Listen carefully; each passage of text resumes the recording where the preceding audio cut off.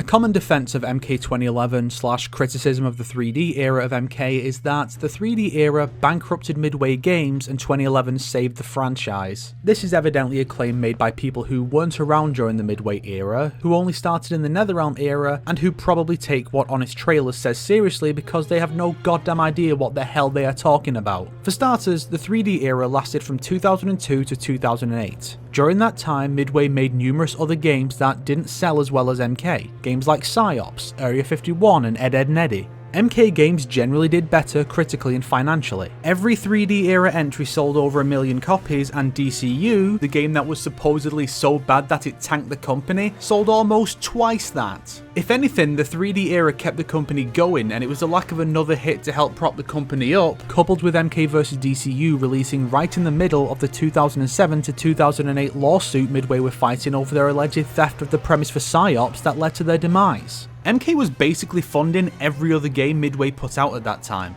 After the bankruptcy, Warner Bros. Purchased most of the company's assets, including MK, and formed NetherRealm Studios, who then developed MK 2011. So, at what point did 2011 save the franchise? It had already been purchased by WB by then, and they were hardly going to stop utilising this popular IP they'd just purchased and set up an entire new studio for. Maybe they would have if 2011 had performed catastrophically, but even that's doubtful. 2011 was the first one made after it was saved, not the one to do the saving. In fact, it would genuinely be more accurate to say that MK vs DCU saved the franchise by putting it on WB's radar and proving that the franchise was still valuable right before the end, leading to the WB purchase. Granted, I have no doubt that the series would have been purchased by somebody regardless, because it was a high profile brand that could still be mined for profit before MK11 sucked all of its identity out. You can make the claim that it brought the series back to glory. I disagree, but it's a subjective claim that arguably has some merit. But to say that the game saved the franchise is flat out inaccurate, and I'd appreciate it if you guys would stop spreading such blatant misinformation.